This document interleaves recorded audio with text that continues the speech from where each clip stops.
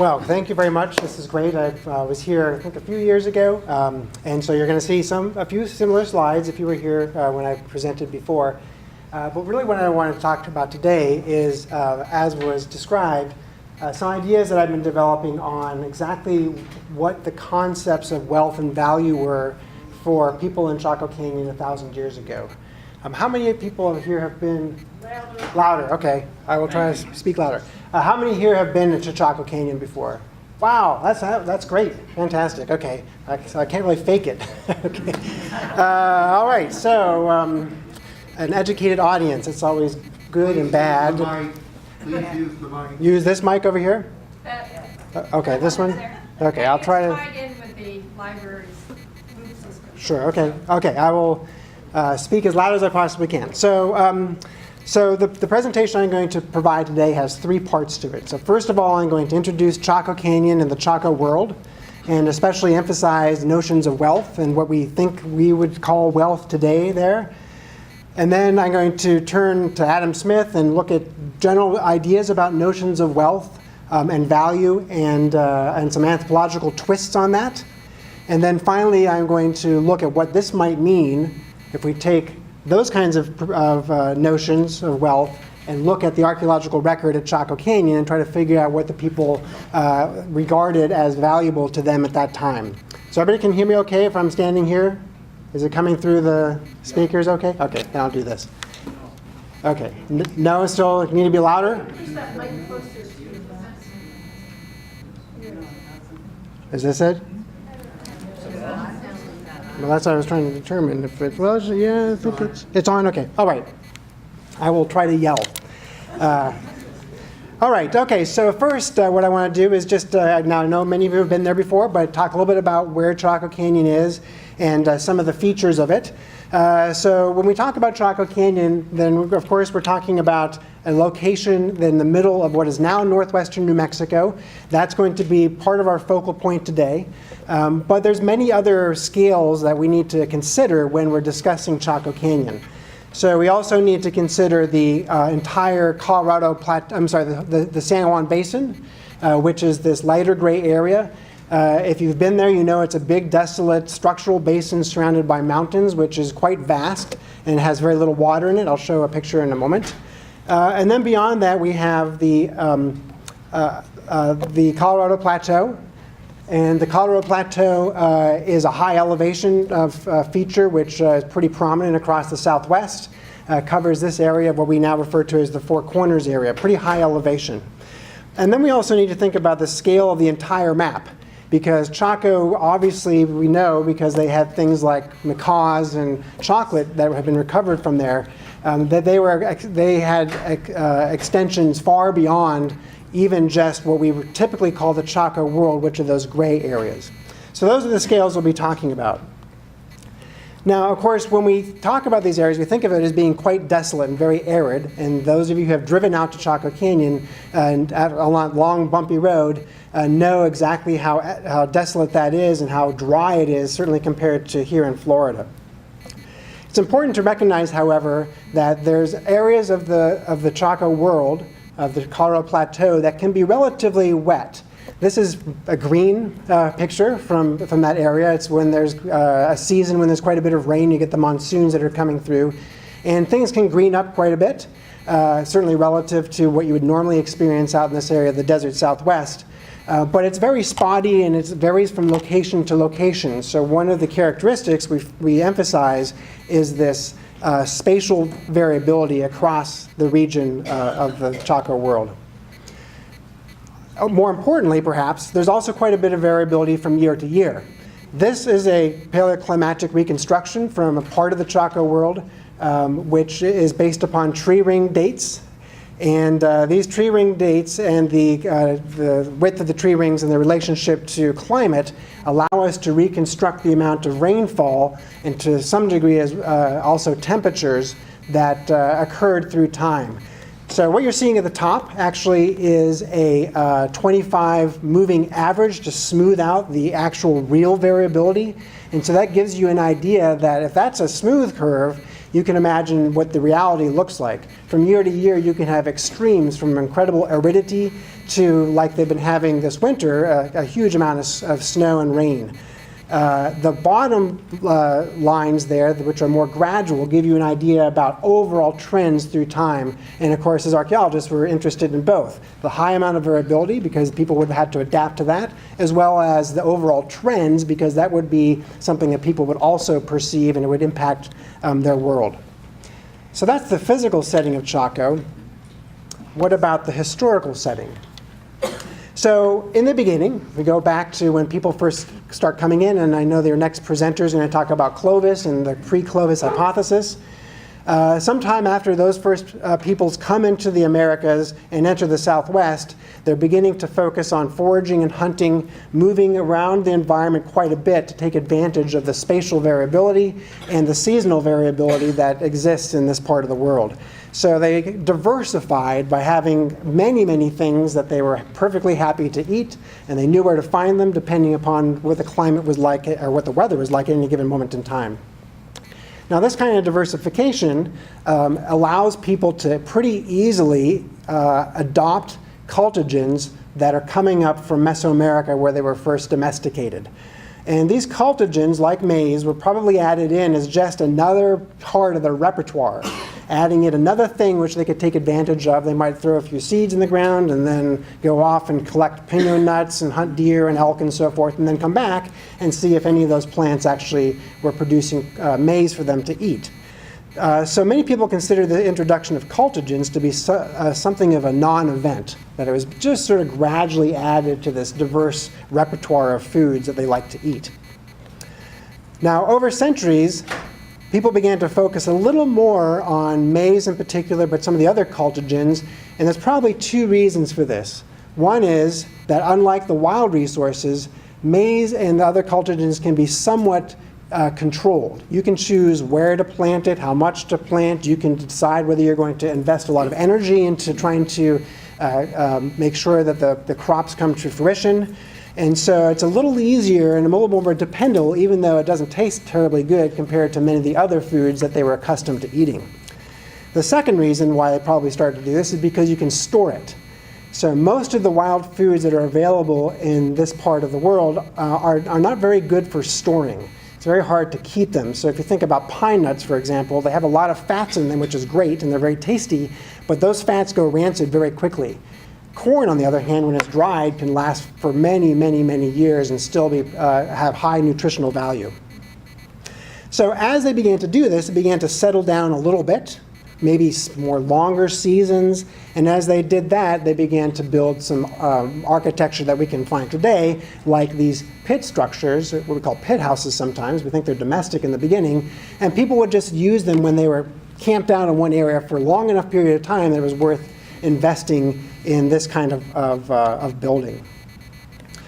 Now, in the late 600s, there's probably something of a climactic crisis, and many of the wild foods, and you can see the downturn there, it's visible both in the top line and the bottom line there. The wild foods became even less dependable, and since they weren't very storable, people had to probably rely more and more heavily upon cultivated foods. And so it's at this point where they turn towards overproducing as much food as possible by growing it, still probably preferentially eating the wild foods if they could have it, and then storing the surpluses for when the climate got worse and worse. And as they did that, then all of a sudden you have to invest in storage facilities. And you have to become much more sedentary because all of a sudden those crops are much more important, and you need to make sure that they don't get eaten by animals, that they're watered. You may have to actually manually water them, that you don't have other people around the landscape coming and stealing your corn as it's beginning to ripen. And so as they do this, become much more sedentary, begin to build these above ground buildings, and the pit structures, which you can see here, probably are converted into ceremonial, what we refer to today as kivas, using the word that the descendant communities in the area today still use to refer to their ceremonial structures. So you can imagine that by this time period, by the end of the 700s, this area of the Southwest has a number of villages, has a lot of villages, probably hundreds of villages, And each of those villages probably has a number of these structures, maybe 20 families that are living in a cluster around probably dependable water sources. And across the Southwest, there's hundreds of these. So a pretty low scale cultural tradition at this point, low scale in the sense it's not particularly complex. However, in the 800s, and the exact dates are debated, keeps on getting pushed a little bit earlier, and there's quite a bit of debate going on about that. But this would be probably about 50 generations ago from today. We see something different begin to emerge in the middle of this very desolate San Juan Basin in Chaco Canyon. And this is, you're seeing here, is one of the side canyons, which is leading to the center canyon there, which is a little bit greener in the middle, and that's Chaco Canyon. What happens is that people begin to build much more massive architecture alongside those smaller domestic structures, which I showed a reconstruction of a moment ago.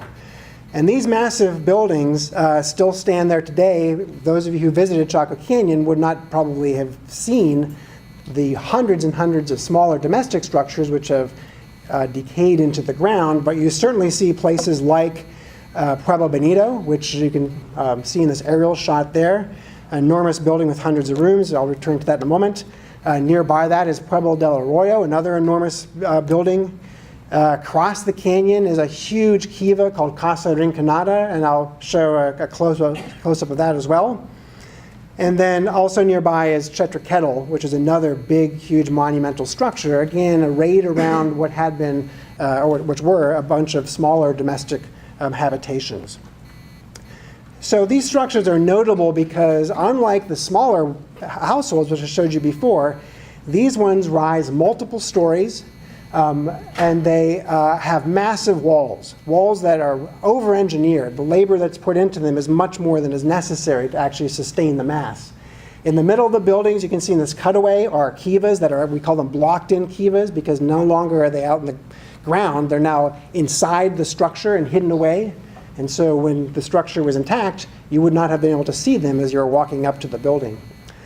Some other features which you'll see just on the edge in the huge plaza area are great kivas. These are taking that small notion of a small subterranean circular structure and turning them into a massive structure that can accommodate hundreds of people. So one thing which is important about this is that there's a huge amount of labor that's put into these buildings. And they start out in a few places in the 800s to 900s, where there's villagers that had been living there probably for a few generations. So you have Peñasco Blanco, Pueblo Bonito, and Una Vida being the earliest ones. But over the next couple hundred years, these so-called great houses expand sort of in fits and starts until the canyon, the core of the canyon here is full of this monumental great house architecture. So this is around the late 1000s is when you see the most architecture being built. So, but as I've already noted, Chaco Canyon is much more than just these great house buildings. We also have these massive isolated kivas like Casa Rinconada. Here's a reconstruction of what it might have looked like when it was intact. One thing which is notable about most of the architecture, certainly Casa Rinconada, is that they carefully oriented these buildings to be, in this case, perfectly oriented to the cardinal directions. So much so that there's actually windows that you can observe the equinoxes rising through because they're aligned perfectly east-west. Inside these kivas, which would have been roofed, and they're not today, of course, but they would have had these huge roofs on them, we think that actually they're showing that these big chambers have fires in them. They probably were big foot drums. There would have been fires in there. So it would have been huge drums pounding, and you can imagine hundreds of people in there watching some kinds of ceremonies taking place. It would have been quite impressive at that time. There's also a number of features that we are pretty certain are used for commemorating, if not observing, cyclical changes in the heavens, particularly in the sun, but maybe also the moon. This is the famous Fajada Butte, on top of which is the sun dagger, which many of you may be familiar with. If we fly over it and zoom into it, that arrow is pointing at the sun dagger, which is these three large slabs, which are about my height. You can see them, they're sort of leaning perpendicular against the cliff wall. I'm going to go a little closer here. And as light passes through these slabs, it strikes these petroglyphs, this rock art that's been chiseled into the wall behind it. And during particular solar events and maybe even lunar events, the light forms a dagger. And depending on where the daggers actually fall, that can tell you whether it's which equinox it is, which solstice it is, and maybe even can be used to mark lunar standstills, which happen every 16 and a half years, quite a time span. So this is pretty impressive to have a feature like this that is able to commemorate all these different solar events, and the engineering that would have been required to have one thing do all these is quite impressive.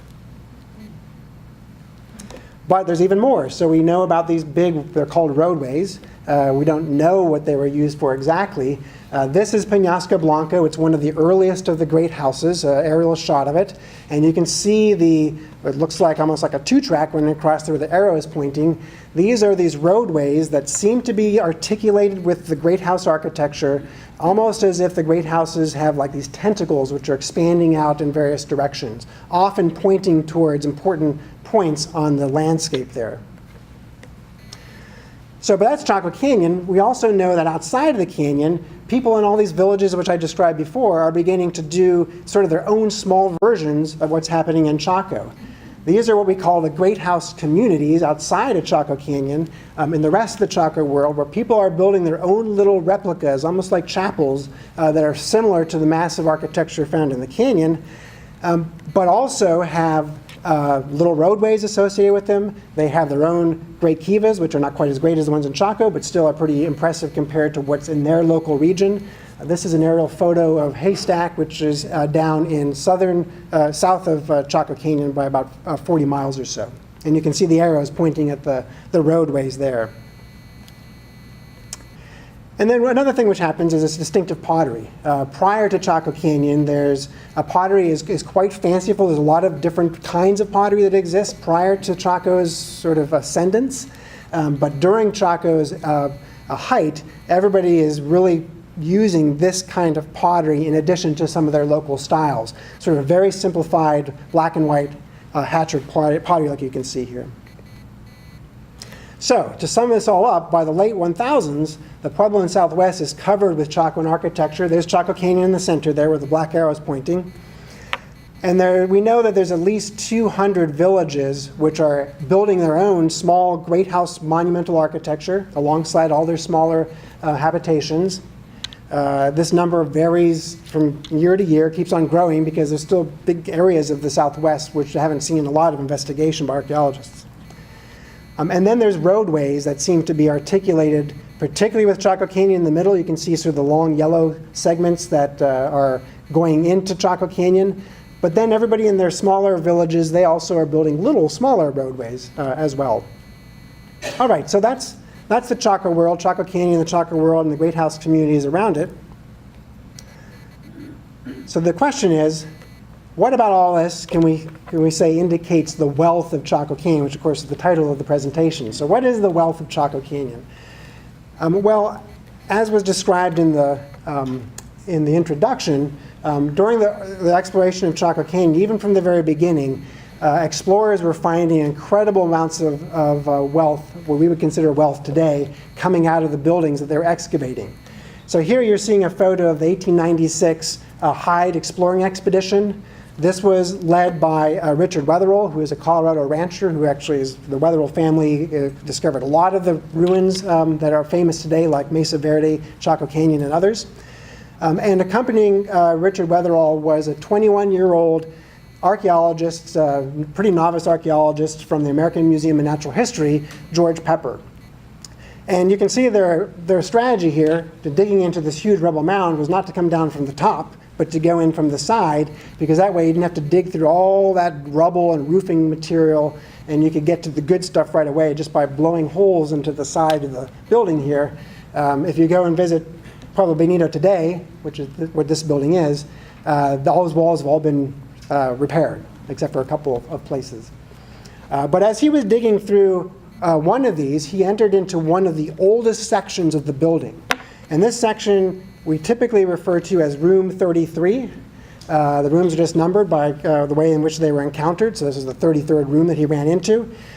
And as he goes into this, because you got to remember, he's tunneling in from the side, so it may not be quite the same as opening King Tut's tomb, but it was probably a similar experience because you're digging through this huge rubble mound. And what he described, oh no, this is where it is today. So those of you who visited Pueblo Bonito, that's where room 33 is today. So these are some quotes from his description of what he encountered when he went in. So entrance was gained by the writer, and with the aid of a candle, certain objects were seen. Okay, there we go. Surrounding the left wrist were 2,384 disc-shaped beads, 194 pendants, turquoise mosaic cylinder. We have 2 tadpoles, 5 frogs, all made of turquoise and embedded with turquoise. And the theme of water creatures is obviously something which you wouldn't be surprised to find very important to people who live in the desert Southwest. We have cylinders of hematite inlaid with turquoise, turquoise being a very common theme of what we see here. Shell trumpets with a turquoise mouthpiece, and on and on. You can read the description if you look at George Pepper's, which you can probably find online now. Read his account of going in there. What he found in room 33 were 2 major burials, and accompanying those burials were tens of thousands of objects, as you can see in the description of what he first encountered. Pueblo Bonito alone, it's been calculated, has 4 times more turquoise than has been found in the entire rest of the Southwest combined. And most of it is actually coming from room 33, so thousands and thousands of objects. And this is just a sampling of some of the things that are found there. You can see some of the other objects. So we have jet and shale beads. We certainly have lots of shell as well. Ceremonial pipes. Whole collections of these. We think they're, whoops, just got an email, sorry about that. Whole collections of ceremonial sticks coming in as well. They found there. We're not sure what these were used for. They may have been symbols of authority or used in ceremonies. All this accumulated there. We know that they actually had not just macaw feathers that were used to create capes like this one, which was actually recovered from a cave nearby, but they also actually raised or tried to raise macaws and parrots, mostly unsuccessfully because, needless to say, the diet that they could provide to these birds was not sufficient to replicate what they were accustomed to eating and much farther to the south. Chocolate was coming in, we think, because there's been some recovery of the residues of cacao on some of the vessels. Particularly these vessels were called cylinder jars, which look an awful lot like Mayan cylinder jars. So the conventional wisdom, if you have all this together, is that this represents a huge amount of wealth, and that all these valuable items must have been used as a way to perhaps even set up exchange systems. So it's often been proposed that the turquoise may have even been used as a currency to be able to trade back and forth across many parts of this region, and that there was a regional exchange of commodities and of valuables, but also perhaps even one that went way beyond into Mesoamerica and other areas. However, this all begs the question, what is wealth? What do we think of when we certainly see this, and we can think that looks like quite a bit of valuable items that were found there, but is this something that for the Chacoan people they consider to be wealth that they were accumulating there? So I'd like to turn a little bit to a brief discussion of what we know about wealth. If there's any economists in the room, I apologize for my somewhat simplistic overview here, but just to give a bit of a survey of what we think about wealth, it would be necessary, of course, to turn to Adam Smith, who in 1776 wrote an inquiry into the nation and causes of the wealth of nations. So, according to Adam Smith, this is one of his quotes here, wealth is the annual, and he meant net, produce of the land and labor of the society. And by wealth, he meant a nation's wealth in this particular case.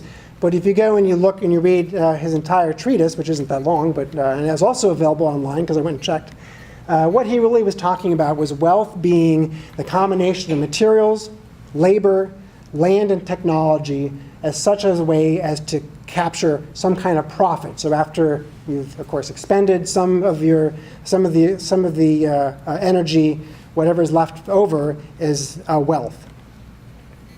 So, but of course, when we think about that, really all this is contingent on the notion of value.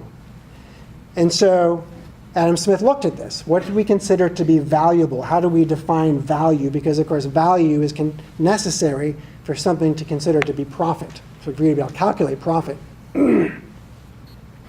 So he goes on to say the word value has two different meanings, and he talks about the utility or the usefulness of some particular object. And then he says there's also sometimes value is really the power of purchasing, or we sometimes would say the purchasing power of items, like currency has a purchasing power. So wealth may be utilitarian items, and it may be items that can be used to purchase things. And he goes on and has some interesting quotes and notes this paradox, sometimes referred to as a paradox. The things that have the greatest value in use have frequently little or no value in exchange. And on the contrary, those which have the greatest value in exchange often have very little value in use. And so this is sometimes referred to as the water-diamond paradox. And this is based upon this quote from Adam Smith. And that is, nothing is more useful than water, but it will purchase scarce anything. He didn't live in the desert Southwest, but where it's very expensive. A diamond, on the contrary, has scarcity value in use. It has very little utility, but of course this is before industrial diamonds and their utility that we have now. But of course the quantity of it can be used to purchase other goods. And so this was the perspective that Adam Smith used, and really it distills down to sort of three notions of value that Adam Smith is known for. The first of these is value in use. And that is the usefulness of a commodity, which sometimes is referred to as utility. And then we also have the value in exchange. So the relative proportion with which the commodity can be exchanged for some other commodity.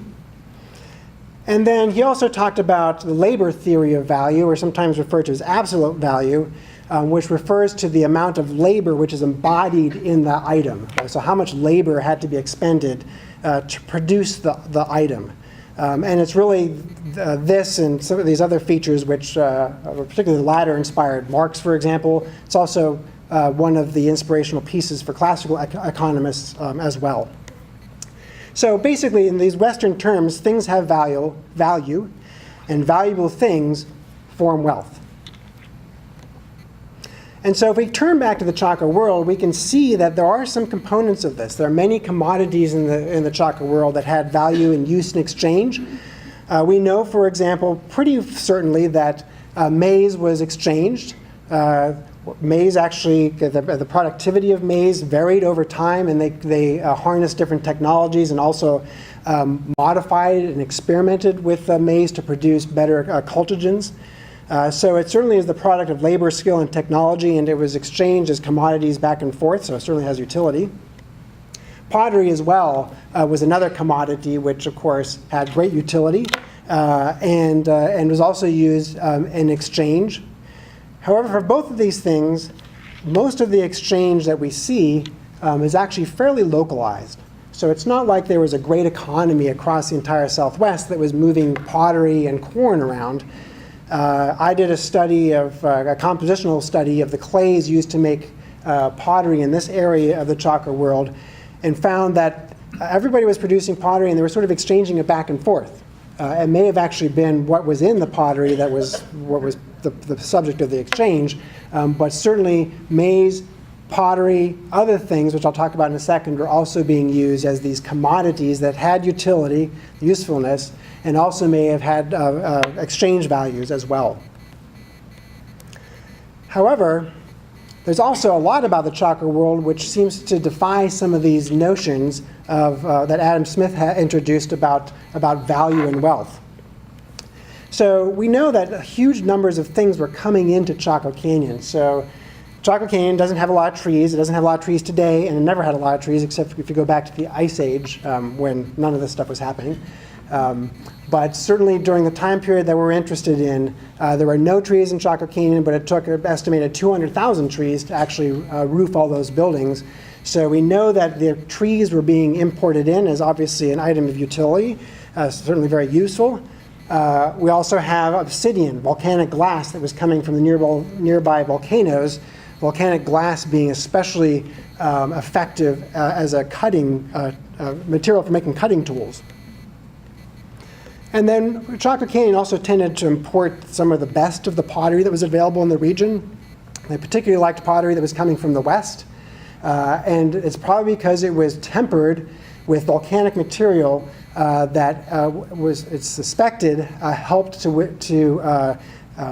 withstand the thermal shock that you would be exposing pottery to when you put it into a fire to cook. And you may have seen in many ethnographic contexts, these pots will crack and break. And so they liked this Western pottery because it was tempered with volcanic material, which helped to prevent it from that thermal shock. But there's many other items that are coming into Chaco Canyon which sort of don't really, they obviously don't have a utilitarian purpose. So there's no value of utility with them, arguably. Turquoise being one of them. Chocolate is coming in, but it's only being used, it's probably not being used as a food source, and obviously the amount of energy it would take to bring chocolate all the way from Mesoamerica up into this area far exceeded the nutritional expenditures would far exceed any nutritional gains that you would have from it. So it was a net loss to bring this in. So there really is no sort of utilitarian explanation for it. We also have shell, which is coming from the Gulf of California and probably the Pacific Ocean as well. Which is coming in and being used for ornamentation and other things, but doesn't really have any utilitarian purpose. Even the shell trumpets are, of course, thought to be used in ceremonial contexts. And then other odd things, like these are you saw the title of this presentation references Tchamahias. Tchamahias are these unusual small stones that have been ground into, they look like little axes. But they're not functional. They're too small. They're usually made out of stone, which would not withstand actual use to chop anything. But those also were being imported in Chaco Canyon. So many of these things, of course, you might argue, well, there's certainly labor involved with them, but some of them, there really is no labor involved with them. So even that particular notion of value is hard to invoke to explain why these things are being brought into the canyon. For example, most of the turquoise that's being brought in raw form, and then it's just being deposited, unmodified, into various contexts in the canyon.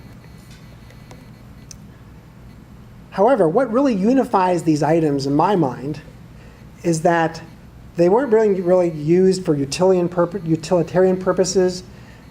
They weren't used for exchange because nothing was really going outside of the canyon. Things would go into the canyon, they'd stay there. And people in Chaco Canyon actually weren't producing anything themselves. All this stuff was coming in and being deposited there. Instead, what I propose is that what was most important about these items were the social relationships that they represented. The fact that they were there exhibited that there was incredible amounts of influence over long, long social networks extending across vast areas of not just the Southwest, but well into Mesoamerica as well. So, for example, to get a macaw into Chaco Canyon, you can either hike down 1,000 miles and pick yourself up a macaw after having passed through lots and lots of other peoples and hopefully surviving the journey, and then trying to carry the macaws back. Now, anybody who has birds like macaws or parrots, they're not exactly the friendliest birds to have to try to carry across vast dry areas of the desert Southwest. And yet they were appearing in Chaco Canyon. Same thing with cacao. Cacao is coming from 1,500 miles away. And then even things like turquoise. So these are the sources of turquoise. Many of you may have seen this map if you're turquoise aficionados. These are many of the known mines, some of which are already completely tapped out, but these are the famous mines in the Southwest. All those blue dots are where they're located. And so if you look at where Chaco is in one of the only areas you choose to be farthest away from any turquoise source, and yet they have most of the turquoise that's ever been found in the Southwest archaeological context. So what you're seeing here is that Chaco is able to harness these vast social networks to bring this stuff there, and the fact that this stuff is in Chaco Canyon may be symbolizing those relationships more than it's symbolizing anything important about the items themselves. And these items, lots of them, of course, would have had various kinds of ideological value. Turquoise and the blueness of it is no doubt thought to represent water, as is the case today for descendant peoples living in the area. Certainly macaws coming from the jungle and cacao also may have been symbolizing that. But more importantly, the fact that they could get that stuff there is pretty impressive. And so this leads to a somewhat distinctively anthropological twist on the notion of value, the notion of wealth. And this is this idea of wealth and people.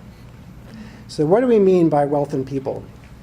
Well, this is a concept that was introduced in the 1970s. It was specifically developed to explain some of the patterns of exchange that was seen in Central Africa by anthropologists. And it was used to explain how things really didn't matter. What mattered were relationships. And so you see these quotes. If you hear wealth, and people talk about wealth in Central Africa, they actually are talking about people. They're not talking about things or objects. And so in these areas of Africa, what's important about things is that they can be used to actually get relationships. They establish relationships. And it's really the wealth and people which is most important. The things are a goal to an end. You accumulate things so that you can give them to people so that you then have the people, the social relationships. That's much more important. That's the end.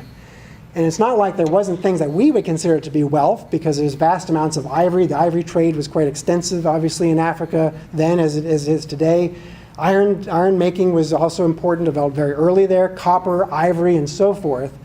But these things really aren't commodities or used in exchange networks. Instead, they were used to trade with people, or to give to people as gifts, or to give out during feasts so that people would feel like they were connected to the giver. So you accumulated things so you could give them away. And that also is not just something we see in Central Africa, but if you take a look at the Melanesian so-called the big men, if those of you who have studied anthropology know that big men is a term that's used to refer to a social and political organization in which you don't really have strong chiefs and leaders that can tell people what to do. Instead, you have people who actually, they leverage their status and positions by giving away stuff. And for them to give away stuff, big men are almost always poor, they need to develop social relationships so they can have people bring them stuff, so they can give away the stuff, so they can develop more social relationships. And the big man is not the one who has the most stuff. The big man is the one who has the longest and most extensive social relationships across the region. So what's this mean for understanding Chaco? So let's go back to Chaco. So the evidence suggests that during the mid-1000s, during the height of Chaco, we probably have a pilgrimage center which is developing in Chaco Canyon. People are coming from miles and miles around. And there's probably a number of reasons why it happens then. It's a very wet period. So if you are a religious center and you are saying that your interventions are helping to bring the rain, then people are probably feeling like, well, we probably need to pay attention to this religion based in Chaco Canyon. And so they're coming to Chaco Canyon, but there's some other things that happen. The Crab Nebula supernova happens in 1054. Some parts of the world, that's a harbinger of doom. Arguably in the southwest, we see actually buildings being built with tree-ring dates to that period, to 1054. So we think it was actually seen as a good thing, particularly since the climate was so good. And so people are coming to Chaco Canyon because it has something which they want to participate in, just like they still come there today. These are Pueblo people who are the descendants of folks from 1,000 years ago. They go to Chaco Canyon and they still participate in ceremonies among the ruins. And people experience the ceremonial grandeur. They went into the great kivas and had fantastic dances and got to experience stuff there. But they also brought things. So they brought trees so they could cover the buildings. They contributed their labor to these buildings. They brought maybe a friend of a friend who was a friend of another friend could get a macaw. And so they were able to get these networks established to bring macaws into the canyon. Same thing with cacao and turquoise and all the other things which we see in there. It's these networks of social relationships which are emanating out of Chaco Canyon. And so the resulting monumental architecture, these feasts and ceremonies, are great displays of consumption and the consumption and giving away of things. But more importantly than that, these are demonstrations of wealth and people. The Chaco could do this. If you're an observer living in the Chaco world, you're like, those people, they have incredible status because they can draw upon all these people from all over our world, the world that they knew, all the way down into places that they probably had only heard stories from. And the Chaco people had this wealth in relationships that extended into Mesoamerica. So in this way, it's not really important whether these things had any kind of utility. We actually see entire rooms that are just filled with these items, and they're not being given out, they're just being sort of thrown in, they're not being kept like very nicely. People bring stuff, and it's the bringing of the stuff which is most important, not the stuff. And so the stuff just gets dumped into these rooms where archaeologists have found them. However, there's always, and we know this from the Central African example and from the Melanesian example, although we might think that there's something positive and admirable about this notion of wealth and people, it has a way of sometimes being twisted in different ways that we don't necessarily appreciate, or we certainly don't value in our society. So a couple things happen in Chaco. I'm going to talk about two things which suggest that there was a less positive side of this whole description of wealth and people, which I've just been giving. So first of all, over time, we see that there's not really a static relationship between things and people. We know that early on, most of the turquoise, for example, is actually found in ceremonial forms, like made into like tadpoles and so forth, or they're just being deposited, for example, in a kiva at the base of one of the pillars. They're being used for ceremonial purposes, but they weren't used as personal adornment. But as Chaco develops, we see that actually this shifts quite a bit. So that over time, over just really a few generations, turquoise is being used much more for personal adornment and much less as these deposits that seem to be occurring in these sacred contexts. Room 33 burials may be one example of that. There's a huge amount of turquoise that appears with some particular individuals. And so one idea that I've thought about in relation to this is that the folks who were actually had this high status because of their wealth and people, we're trying to figure out how do you convert this into even greater power? And particularly, how do you pass it on to future generations? Because once a big man, we know this from the examples I gave you from anthropology, once one dies, it's not like his son or daughter get to be the next one. They have to start all over again.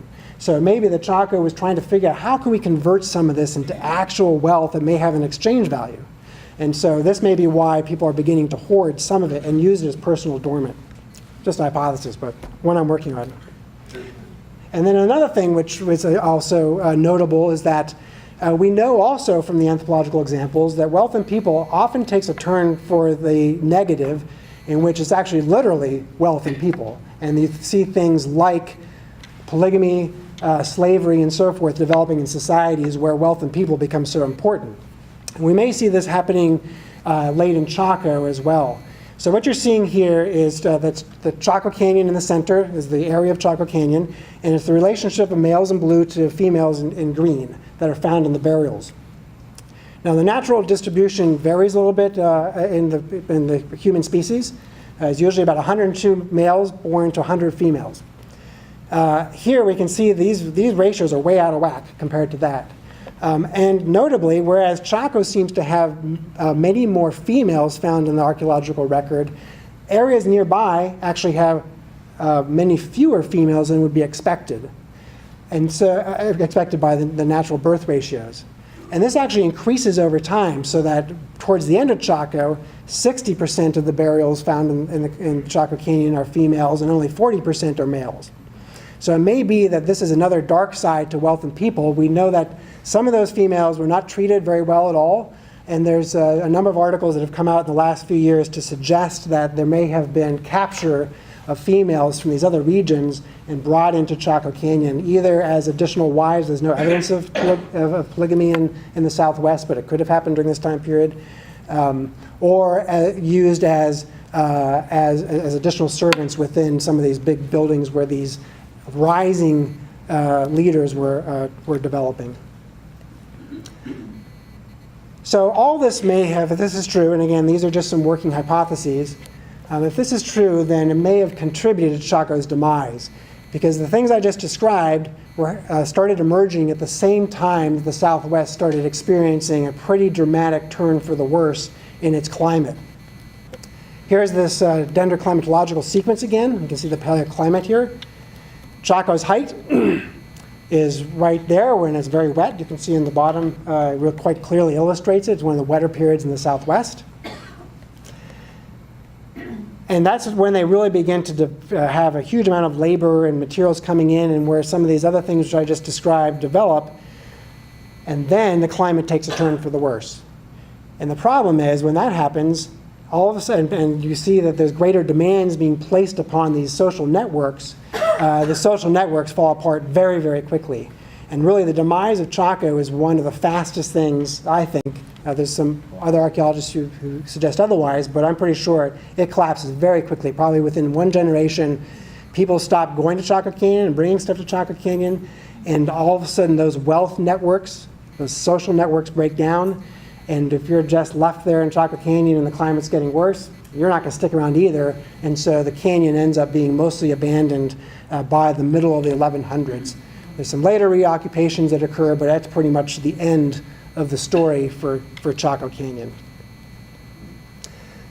So what we have left are these ruins. Are there lessons to be gained by this? I'm not sure exactly there's lessons to be gained by this. I certainly think there's lots of food for thought that comes out of this notion of wealth and people, which can be very positive in many contexts and can be very negative in other contexts.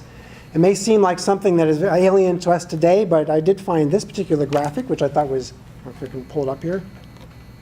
Oh no, my concluding graphic just disappeared. Let me see if I can, there it is, okay. So we often refer to social capital as being an important part of how we, as modern Western people, build wealth. Social capital in many ways is not dissimilar from what the anthropological notion of wealth and people is. It's just that for us, social capital is combined with financial capital and other kinds of capital to provide wealth. People in Chaco Canyon didn't have these other options. The only option they really had was the social capital and the networks to bring this stuff in. So I think, societies, whether they're our society or Puebloan society 1,000 years ago, we sort of move back and forth between wealth and people and the more traditional Adam Smith kinds of Western notions of wealth. So with that, that's my story on what I think is happening in Chaco Canyon. Thank you for your attention.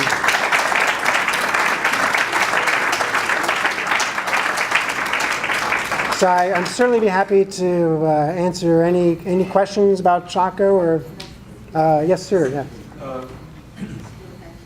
Normally, wealth is King Tut's burial or the sunken Spanish treasure ships, but usually wealth is not left behind on purpose. So what happened here?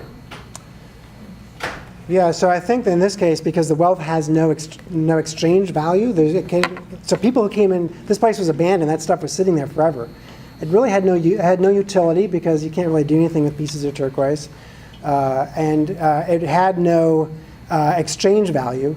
So it was basically just left there in all these caches all over Chaco Canyon until people who valued it as wealth, i.e. Anglo-Americans, came in and started digging around in there to pull it out to put into American Museum of Natural History and so forth.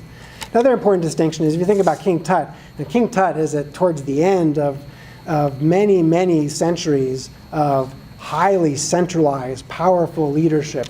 It's very different from what we're talking about here. We think that Chaco Canyon may have been big man-like, as I've sort of proposed here, but no one who was living in Chaco Canyon had real power over others. They could only try to influence others by giving stuff away. King Tut didn't have to worry about that. King Tut could send out armies to take stuff from people. Yes, in the back. I noticed that you have not mentioned anything about weapons, war, or escorts. Right, so the questions about weapons and war and so forth. So you've probably heard about the Pax Roma. When Rome's height, everything was very peaceful because they controlled all of the possible infighting in the regions which they had under their control. We often talk about the Pax Chaco in the same way. prior to this period, there's actually quite a bit of evidence for violence in the Southwest. And as things are falling apart towards the end of Chaco Canyon, there's more expression of violence. But during Chaco Canyon, there's almost no expressions of violence that can be seen. And in fact, if you go to Pueblo Bonito today, and you're thinking about it being a place that's supposed to be a defensive structure, you can stand up on the cliffs above it and you could chuck rocks at tourists down there if you wanted to. It's terribly indefensible, as of most of these villages and buildings. So we don't see weapons of war. We see hunting weapons, and they probably were used to kill one another every once in a while. But it's not like they were not human at all. But there wasn't like huge amounts of violence. Yes, sir. I wonder if there's any relationship between the decline of Chaco Canyon and the Anasazi, who were in roughly the same time period? Okay, that's a good question. So the question's about Anasazi and Chaco Canyon. So these are the Anasazi, and it's one particular group of the Anasazi. And just to, I was looking at an article I published in 1996 was about the Anasazi. It talked about the Anasazi. We tend not to use that term anymore. And I know it's confusing because when we're changing these terms all the time, you wouldn't necessarily know that. But we now refer to them as ancestral Puebloan. It means the same thing, like Mesa Verde. And the reason for this is because, try to figure out the most succinct way to describe this. Anasazi is a word that Navajo, who are latecomers to the Southwest, used to describe the people they encountered when they arrived there. And it roughly translates to ancient enemy. And so the Puebloan descendants today, who actually have genetic ancestry back to these people, they don't really like it that we, A, use a Navajo word to refer to their people, because they actually have their own words to refer to their ancestors. And B, they don't really like that their ancestors are referred to as ancient enemies, because they certainly don't think of it that way. So we now use Pueblo, or ancient ancestral Puebloan, because today's people are called the Pueblo. And the Chaco, or one particular time period and region of what we used to call the Anasazi. Is that the same relationship to the Navajo when we're out there? They refer to themselves as Navi. Is that in the same vein as? Yeah, so they call themselves the Dene, which is the people, and most people call themselves people because that they're the only people that they really care about. So if you translate most of the indigenous languages that they describe themselves by in most societies, it usually translates to the people, and that's true for the Navajo as well. Yeah. There's a question in the back. Yeah. You said people came for miles around. What's their means of transportation? By foot. So you saw this image. I can pull it up. Maybe it's not going to pull. But anyways, the one where they're carrying the logs across the desert. So there are no beasts of burden. There's no wheeled vehicles, which if you don't have a beast of burden isn't that, and particularly because of how rough the terrain is, it's not very useful. They had dogs, and so dogs would, of course, pull items that could carry items, but they really didn't. They mostly just walked. But like most people who are used to walking a lot, they could walk long distances and take a couple days to get there. There are some places that look like they may have been purposeful way stops on the way to Chaco, where people could stop and rest and get water. Yes, sir, in the back. Yeah, the collapse of this culture, of this large population, seems to precede the Little Ice Age by more than a fair amount, and yet you have a climatic change there, Right. which is almost indicative of the Little Ice Age. Is there an explanation for that? So there's lots of debates about the impact of the Little Ice Age in the Southwest, but it tends to be later. So just to clarify a little bit, because in case I went through it too quickly and wasn't clear, so Chaco really falls apart from the inside out. So people just stop going, but they continue to live in their villages outside the canyon and continue to farm, and they do their stuff, and they actually, many of them turn their attention elsewhere. They do some unusual things with the remnant buildings that are left in their villages, like take the roofs off of Great Kivas and so forth. They continue to live there. No one goes to Chaco. The people living in Chaco probably leave. And then things shift, sort of the focus, historical focus shifts to Mesa Verde area. And the Mesa Verde area actually has, when you talk about the demise of the Anasazi or the great abandonments, that's actually what we're talking about. That's like another 100 plus years later, 120 years later. And that is probably influenced by the Little Ice Age. And it's probably because those areas get way too cold to successfully farm. And they abandon Mesa Verde and big swaths of the very far northern Southwest and head farther to the south where it's warmer. But this is before all of that. So I hope did that help answer your question? Yeah, very much. Okay. And well, also the other thing to tie in, and you made a little reference to it, was there was some question about the deforestation that went on. Great swaths of the, supposedly there was juniper forest there long ago that were just completely wiped out by the construction, I guess. So we can actually look at some of the paleontological sequences that are left, the pollen rains that are left, and you can also look at like pack rat middens. Pack rats always go back to the same place, and they build up these huge middens, which are just like these perfect stratigraphic records of the climate.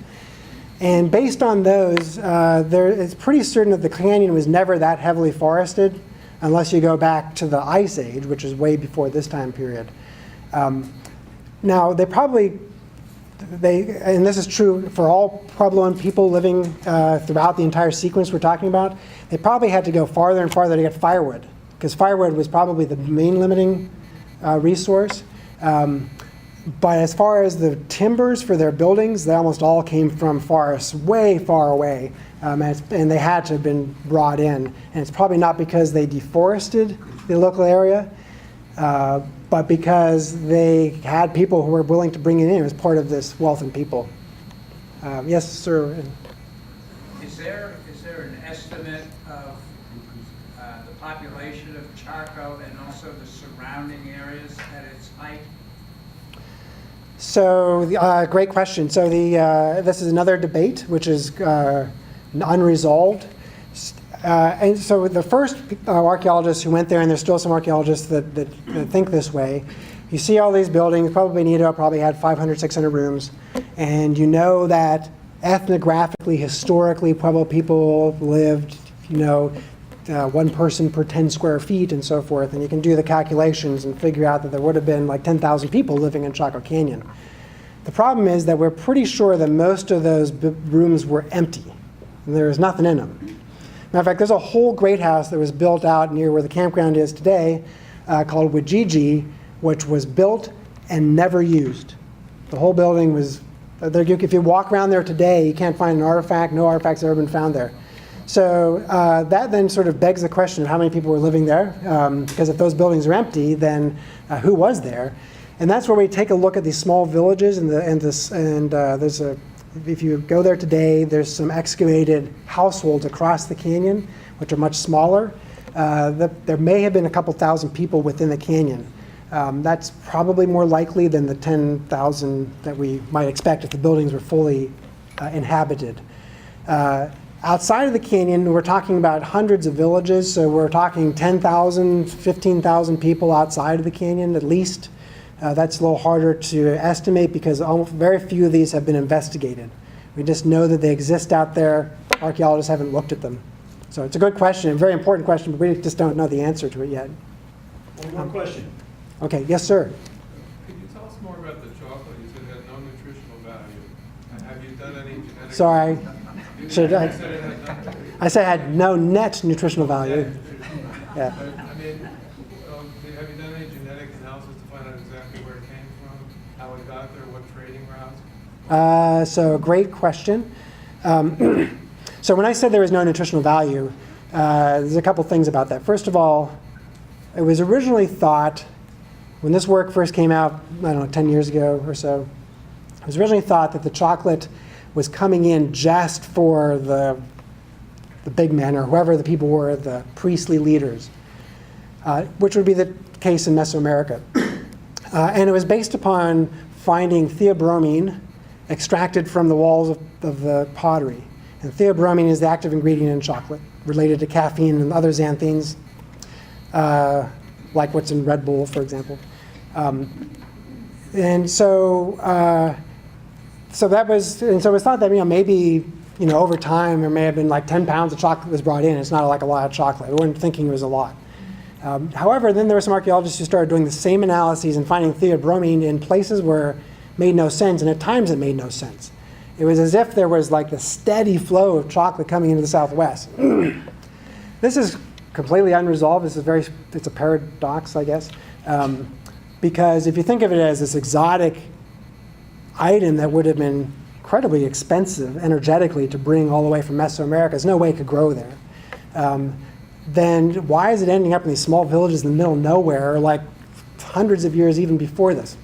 So I actually, I connected with a pharmacology professor at University of Arizona, because I was convinced there has to be some other way theobromine is getting into this pottery, and it's not chocolate.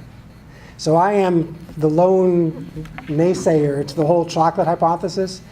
My working model here is that it's soil bacteria that are modifying some of the purines that exist in the environment, and there's a metabolic or catabolic pathway that can be used to convert natural occurring things through bacteria, because we know there's bacteria that actually love to eat caffeine, for example, and they're producing these theobromine byproducts.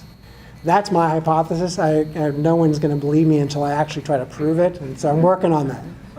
So does that answer your question? I mean, so I went a little bit beyond your question, but thank you. Pick a number. Any number.